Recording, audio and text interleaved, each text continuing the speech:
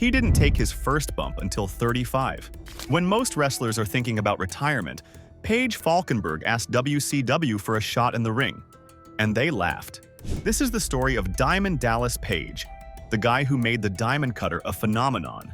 We'll show you the 1997 Randy Savage feud that changed his ceiling, the celebrity spotlight with Karl Malone and against Dennis Rodman, and the world title at 43. The path wasn't pretty. It was relentless.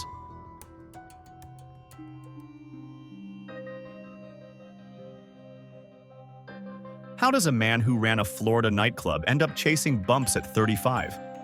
Start in Fort Myers, where Paige Falkenberg hustled nights at a spot called Norma Jean's. He booked DJs, worked the door, and learned to command a room.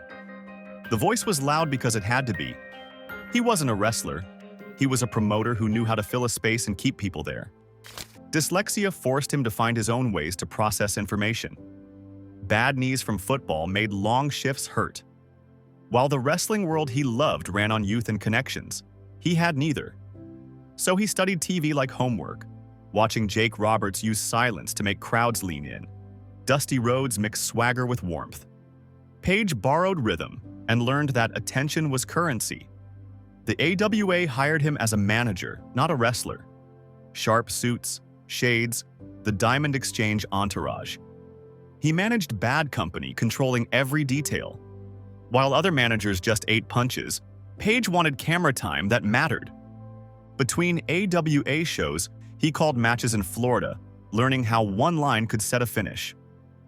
The Diamond hand signal started small: flash it, wait, watch it, spread through crowds. He mapped segments on paper, planned beats, read rooms like his old club. First cheer told him everything. The pattern caught Dusty Rhodes' attention, who opened a door at WCW. Page wanted more than managing. He wanted in the ring, a path most thought he'd missed. Diamond Dallas Page came from a promoter's brain that knew how to get noticed, hold attention, and make crowds remember the name.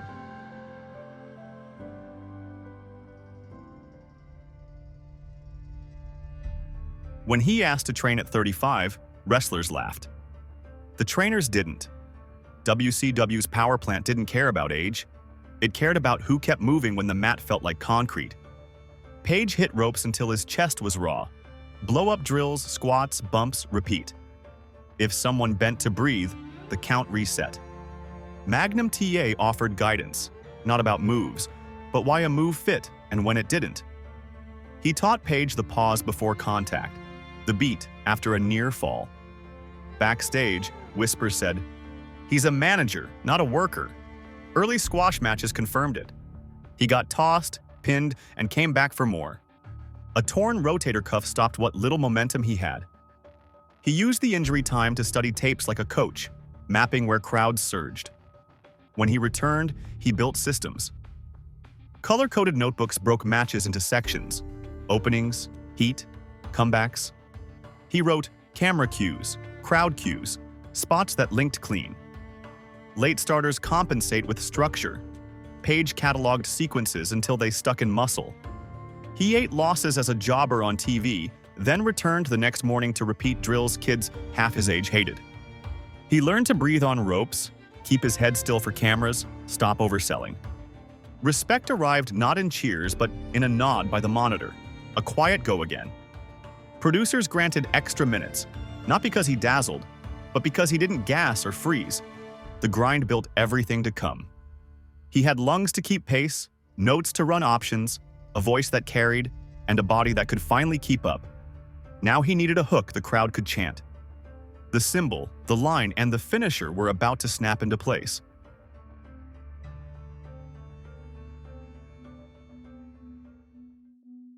How do you build a main eventer without youth or pedigree? You build symbols. Page understood that a crowd needs a fast way to identify you, to join in, and to feel like they are part of the act. He started with a shape fans could throw up in a second. The diamond hand gesture wasn't subtle. It was clear, easy, and readable from the cheap seats. He flashed it mid-promo, held a beat, and watched for hands to rise in reply. Then he matched the gesture with a rhythm in his voice. He leaned into, "That's not a bad thing, that's a good thing," a line that set tone and pace. The cadence gave him a way to turn an interview, redirect heat, and keep segments positive while still feeling tough. The look and the line worked, but he needed a way to close matches that fit the brand. A finisher has to carry an identity, and it has to land under pressure on live TV. He needed speed, surprise, and a clean visual that cameras could catch every time. He tested setups that didn't require long wind-ups or obvious tells. The goal was a snap you could hit when a match got messy. He wanted a move that punished a mistake immediately, like a trapdoor under a tired opponent. The Diamond Cutter answered that question. It emerged as a snap finisher that didn't need a long balance check or a full lift. He could grab it off a tie-up, a missed punch, a corner escape, or a rebound off the ropes. Counters, reversals, and loose scrambles turned into sudden endings. The setup made the crowd lean forward, then the drop snapped them to their feet. Because it could land from chaos, every exchange carried risk. That risk pulled noise out of the room on command. Finishers with flexible entries change match psychology. When both wrestlers and fans don't know exactly when the end can come, the tension holds longer. Uncertainty drives noise. It keeps the middle of the match hot and makes the final minute feel dangerous. Page worked on disguising his entries so opponents looked smart until one slip shut the door. He kept the grip tight and the drop smooth, so the moment read clean on television. Rehearsals focused on timing hands and hips to make the snap believable without wrecking anyone's neck. Early TV trials proved the point. The cutter landed like a sudden turn. A switch flipped in an instant. One mistake and it was over. Production crews caught on and shifted their coverage. They framed pre-cutter moments tight on hands and faces, selling the shock to viewers at home. Directors knew the beat to hold right before the drop. Replays slowed the hook and sped the impact. The broadcast language around the move helped fans learn the cue to stand up. Brand stacking did the rest. The gesture told the audience who he was. The phrase gave him a vocal handle they could repeat. The move cashed the check. Together they built recall fast. Late starters need equity in a hurry, and Page's stack gave him that. Kids in the aisle threw up the sign before the bell. Adults learned the line because it rolled off the tongue. Once the cutter hit, the chant wrote itself. A character with 3 anchors is hard to forget. House shows confirmed the rise. Reports came in about louder pops when he teased the setup. He could bait the hold, let the crowd breathe, and then go a different way to keep them guessing. The hand signs started entire sections moving in sync. Even when he didn't win, the tease spiked the night. Agents began to slot him deeper on cards because the reaction held late. The move's versatility gave producers confidence he could lift a slow segment or close a show with heat. Momentum shifted the nickname.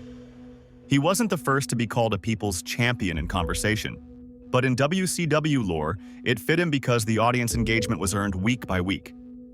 The sound grew out of the symbol and the shock of the cutter, not a corporate push.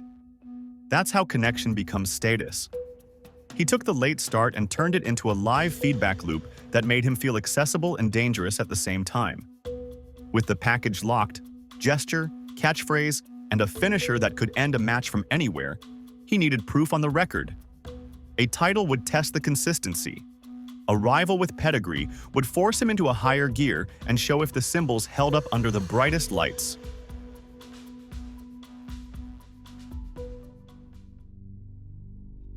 Beating Curt Hennig at Starrcade 1997 wasn't an upset. It was a statement.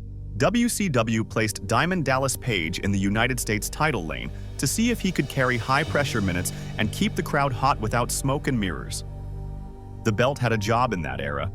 Find out who can hold pacing, sell the big moments, and close a segment clean.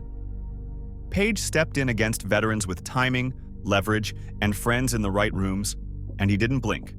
He handled the walking, the talking, and the timing, then finished with a move people now believed could end a match at any second. The upper mid-card in late 1997 was stacked with names who knew how to protect their spots. 1 week promo, 1 flat finish, and you slid to the middle of hour 1. Page navigated that traffic by keeping his game simple and tight. He came in with a recognizable look, a crowd cue that worked on cue, and a finisher that forced attention every time he touched a head and shoulder. The Hennig match didn't need tricks.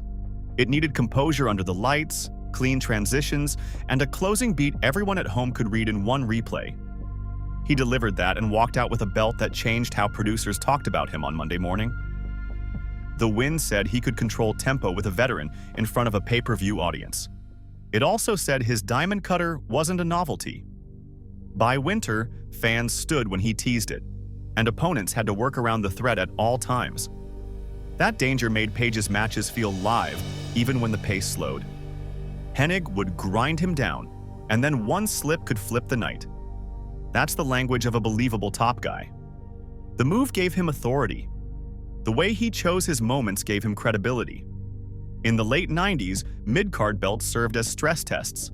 You got more minutes, more live direction, and more variables to juggle. Could you keep the crowd through a commercial break?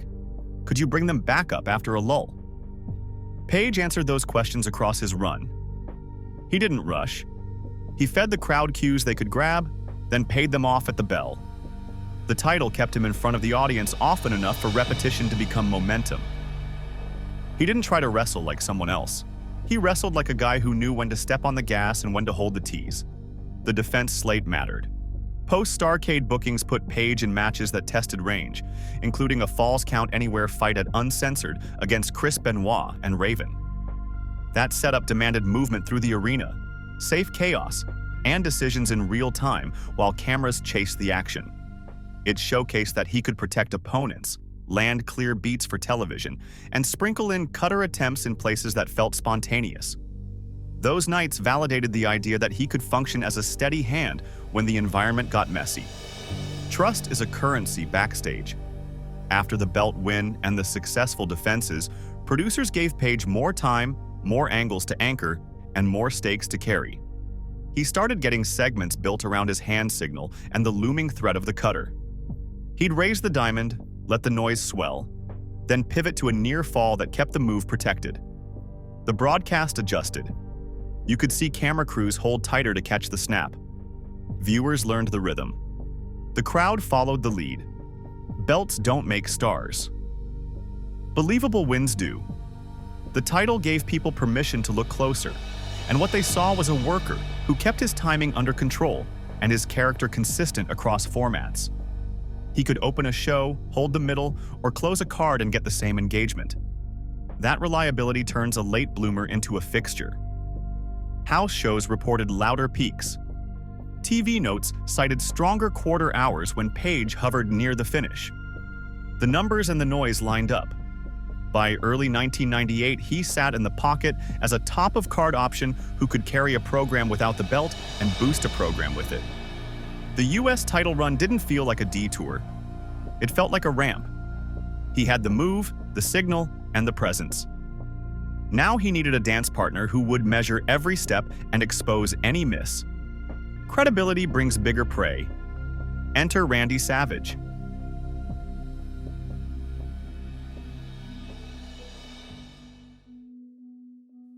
Randy Savage didn't carry people, he tested them. DDP passed the test in public. The program started in 1997 and put Page across from Savage on big stages with story beats that blended taped injury angles and real tension. It wasn't a background story. It was the focus of pay-per-view packages and closing segments that framed Page not as a former manager getting a tryout, but as a player, standing in with a legend who set a high bar for pace, intensity, and detail. The cameras caught blood, taped ribs, and a stare that said the standard had changed. You could feel the stakes rise because Savage worked like every moment mattered. Savage worked meticulous. He demanded timing, believable selling, and respect for the beat between spots. If Page stumbled on that rhythm, the feud would cool and his climb would stall. Instead, the first main event meeting at Spring Stampede turned into a proof of concept. Page kept his feet under him, sold damage without going flat, and picked his moments with the diamond cutter. The finish hit like a clean exclamation, and the win told the room he belonged on that tier. That single night reframed him. It wasn't a fluke, it was execution. The rematch cycle raised the temperature. Savage brought weapons, shortcuts, and the kind of brawling that forces decisions in seconds.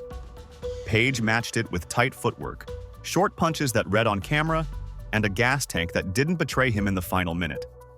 At the Great American Bash, the anything goes setup leaned into chaos, but the structure held because both men hit escalation in clear steps: heat, hope, cutoff, and a dangerous finish. Savage took that one, aided by outside interference, which kept the door open and forced Page to answer back at the next stop. These matches taught ring math. Page learned how to land a comeback that felt earned, then pull back just long enough to make the final cutter attempt feel like a real turning point. He tucked the move behind scrambles and counters so it never looked rehearsed. The audience started to anticipate it without knowing the entry, and that anticipation made the middle of the match louder. He sold like a veteran, kept his face active for the hard camera, and stayed present between moves. The work felt tighter because he respected the pacing that Savage enforced. Great feuds are rehearsal for the main event. They teach how to close when the crowd is hot, how to build when the building is slow, and how to manage the aftermath on television the next night. Page applied those lessons in tags and stipulations that widened the canvas. At Fall Brawl, aligned with Lex Luger in a no disqualification setting against Savage and Scott Hall, he balanced traffic with ring awareness, protected the story beats, and still found space to tease the cutter without burning it out. That mix of discipline and risk management is what producers look for when they decide who can anchor a card. Production support followed the performances. Video packages leaned on the ribs, the tape, and the slow-motion replay of the cutter landing in key moments. The hard cam side filled with homemade diamond signs. Merch moved because the audience understood the symbol and had a storyline to wear with it. Ratings notes circled their segments as spikes, especially in the minutes after a tease or a surprise run-in. Those numbers don't work unless the base work in the ring convinces viewers to stay past the quick hook. Working with a legend calibrates your ceiling. By the time their series settled into a rhythm, the crowd treated Page like a top guy because he carried himself like one in the 4th and 5th minutes as much as the 14th. He didn't rush the setup. He didn't chase the finish. He let the room breathe, then pressed when the noise hit the right pitch. When he won, it felt decisive. When he lost, he left with heat that kept the next date alive. That balance turned him from manager turned wrestler into a headliner with equity. The mini payoff was simple and public. DDP graduated in front of the cameras. With that star-making feud in the books, the next calls came from outside the wrestling bubble. Athletes and late-night faces stepped in, and Page stood at the center of mainstream chaos.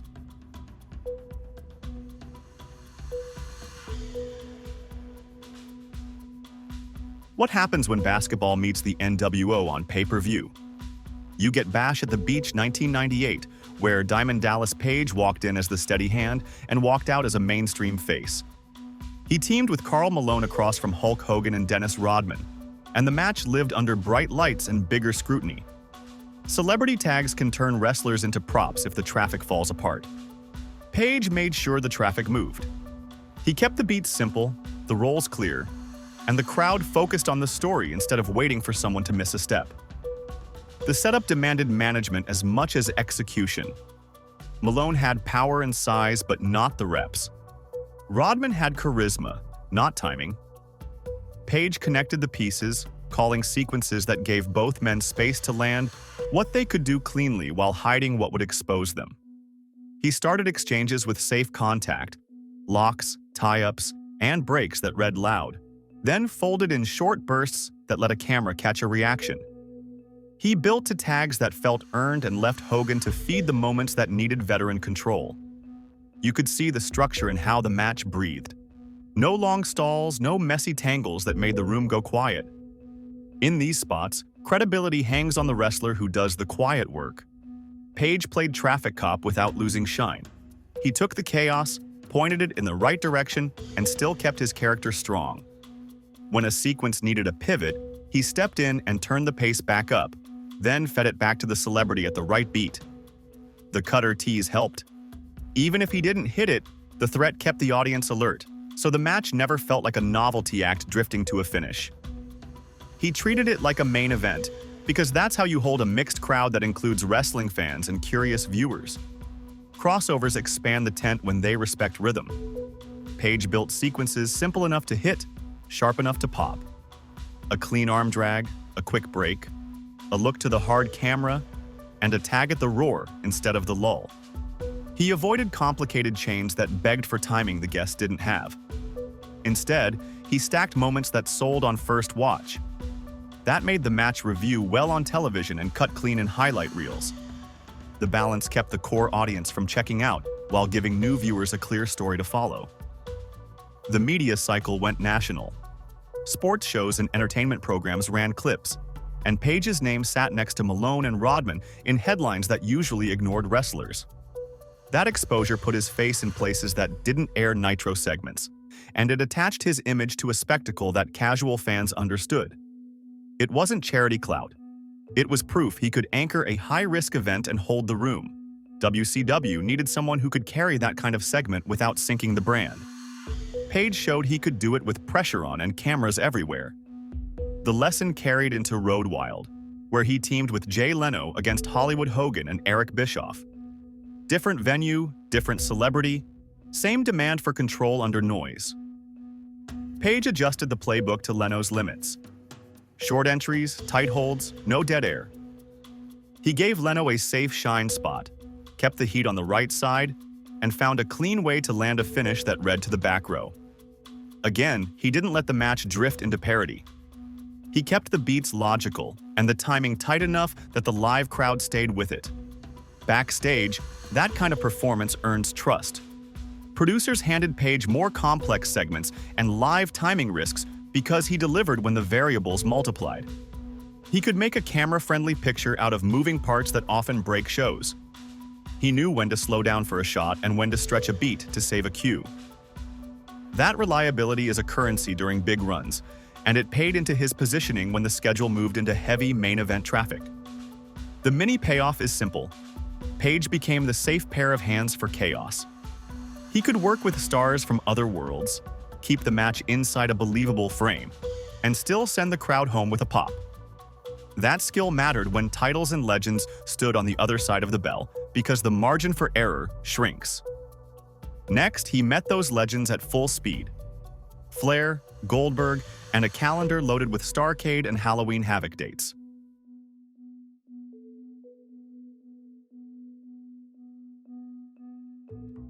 Can a late starter keep pace with Ric Flair and survive Goldberg's steamroll? That was the question hanging over Diamond Dallas Page when WCW slotted him into the big show circuit. Starrcade dates, Halloween Havoc spots, and TV main events came with zero slack. Every beat had to land. Every misstep got amplified. Page walked into that setting not as a prodigy, but as a worker whose value came from planning, timing, and the ability to hit a switch when the room demanded it. Flair set one test. Goldberg set another. Against Flair, the match hinged on patience, footwork, and the quiet tricks that hold a crowd between holds. Flair wanted control in the opening, a build through the body, and then a late push that felt earned. Page matched that with steady selling and small choices that read on camera. He kept his feet under him, took space when offered, and protected the late counters so the audience leaned in at the right time. That kind of pacing only works if both wrestlers understand where the next step lives and why it matters. Goldberg forced a different pace. The expectations were speed, impact, and safety while moving fast. Page handled that by tightening his sequences and cutting dead air. He kept transitions short, made his strikes clean, and set traps around the diamond cutter. He knew Goldberg's power would carry the middle, so he set the finish around one believable threat. The goal was not to outmuscle the champion. The goal was to make one window look real enough that thousands stood up at once. Halloween Havoc. 1998 turned that plan into a calling card. The match delivered drama and counters that fans still cite, and the near upset felt believable against an unbeaten champion. The event ran long for some pay-per-view viewers, but WCW aired the full match on the October 26th Nitro and drew a strong response. That airing helped Nitro top Raw that night, the last ratings win of that war, which underscored how much the performance connected. It wasn't a belt change. It was a credibility change that stuck. The anytime threat of the diamond cutter drove the suspense. Page hid entries behind scrambles, rope rebounds, and simple exchanges, then snapped into position without a long windup. That uncertainty kept the middle hot and made every counter feel dangerous. When the cutter landed for a near fall, the building surged because the end felt possible, not forced. That is how you create a finish people buy against a monster no one can beat. You make them believe one mistake is enough. Right after Halloween Havoc, Page got immediate proof that the momentum held. He defeated Bret Hart on that October 26 Nitro to win the United States heavyweight title. The turnaround from a high-profile loss to a title win showed he could carry a week, hold interest, and move fast with the schedule. That bounce back matters in a company that booked loud and often. It kept his name in the top tier and reminded the room that his stock pointed up, not sideways. Flair and Goldberg taught different lessons, and Page absorbed both. With Flair, he settled into ring generalship, used silence when he needed it, and chose clean, simple sequences that read to the back row. With Goldberg, he proved pain tolerance and risk control while taking high-impact offense at speed. Those contrasts are where main event credibility lives.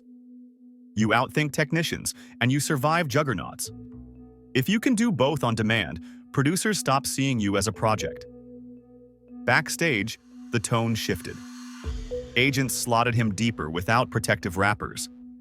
Peers talked to him about finishes instead of telling him where to stand.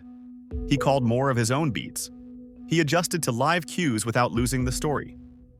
The diamond hand signal now acted like a pressure valve. He could raise it to lift a lull or hold it back to protect the final sprint. That level of control is what companies look for when they decide who can close a show on a tough night. By the end of that run, the label late starter no longer carried a ceiling. He felt ready for the top belt without qualifiers. The work with Flair proved his pacing. The work with Goldberg proved his danger. The room believed it, the audience proved it, and the calendar rolled forward. The spring of 1999 arrives, and with it, the summit.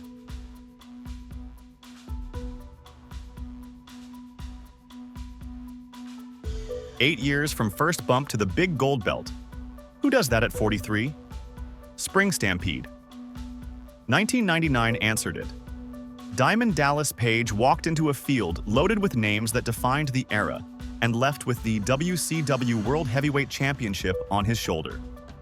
He didn't arrive with the youngest legs or the loudest politics. He arrived with a move that scared everyone in the last minute, a crowd that believed the payoff, and the gas tank to go again the next night. The setting wasn't calm. The company lived inside constant shifts, angles stacking on angles, and fatigue around the NWO shadow. Title wins in that climate risked becoming a headline that faded by Thursday. Page treated the belt like a schedule. He worked as a fighting babyface and took on challengers viewers already trusted. He kept the character simple. Show up, take the heat, throw the sign, and land the cutter when the door opens. That mix plays when fans feel unsure about where the stories are going but still want a finish they can buy. Defenses became auditions for stability. He met established names who could set traps on the fly and expected him to keep up. Against Sting, the work leaned on clean exchanges, a pacing that let the building breathe, and late match counters that clicked on first watch. Against Hulk Hogan, the gravity shifted to placement, knowing when to feed, when to back off, and when to hold a look for the hard cam so the next beat landed on cue. Each night, he protected the move and protected the room, two jobs that rarely share space without discipline. Champions matter most when the room is unstable. Reliability becomes star power. Page fit that lane. He didn't overcomplicate finishes to chase a reaction. He kept threats clear and made sure the camera had the right angle when the hook snapped shut. Agents used him to plug gaps because he could keep a crowd on task after a messy segment earlier in the show. He was the worker you handed a live mic and a live match and expected both to hit their marks. The schedule asked for range and he supplied it. Programs with Sting gave fans clean wrestling and the feeling that either man could close on any night. Spots with Hogan wrapped him in the biggest aura the company had and kept him steady while the outside noise swirled. When the NWO associates circled, he fought through traffic, protected his partner, and kept the story moving to the bell. Then came the Jersey Triad phase with Bam Bam Bigelow and Chris Kanyon, a heel-leaning run that let Page adjust gears, work tags built on rotation and misdirection, and show he could talk, brawl, and time a finish inside a different frame.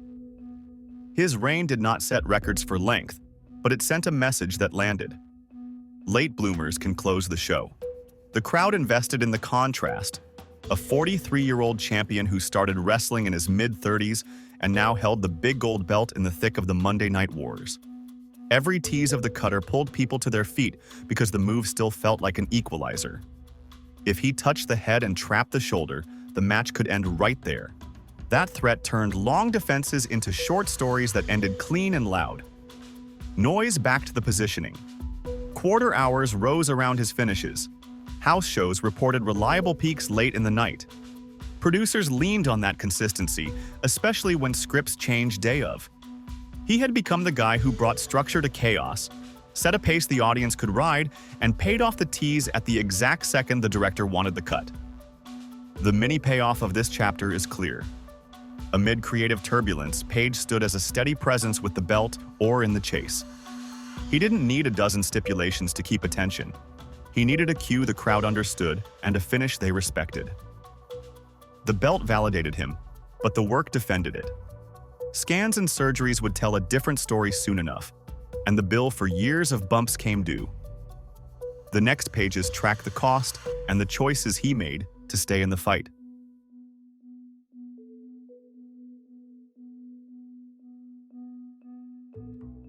Doctors told him he might not walk right.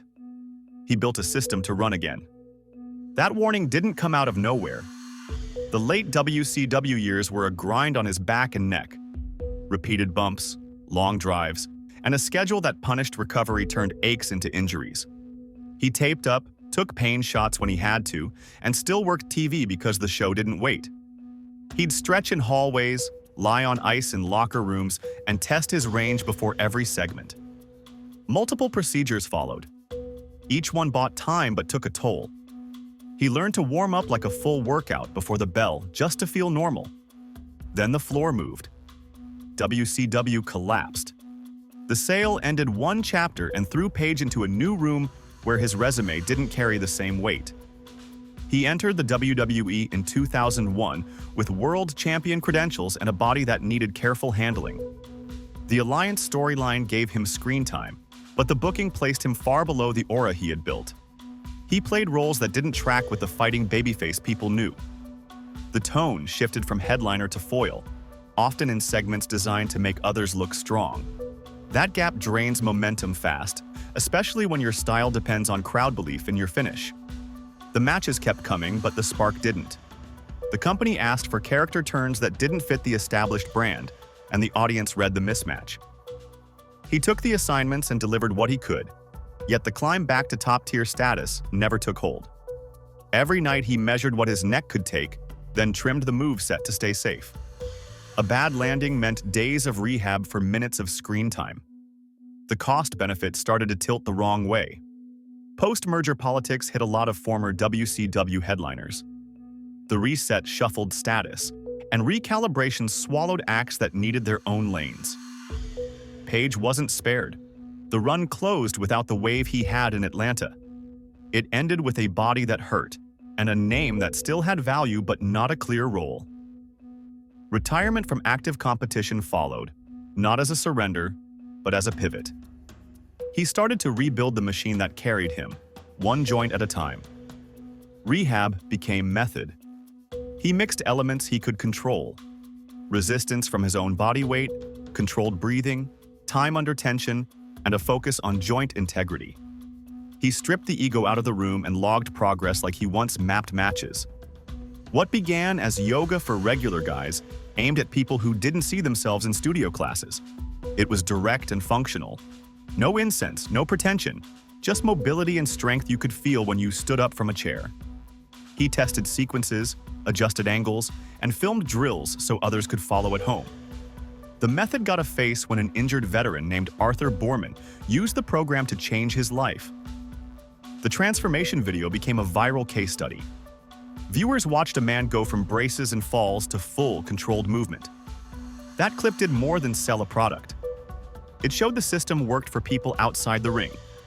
Athletes, veterans, office workers, and fans found the same value: lower impact, higher consistency, and measurable gains without a gym. Word spread because the results read on camera in one watch.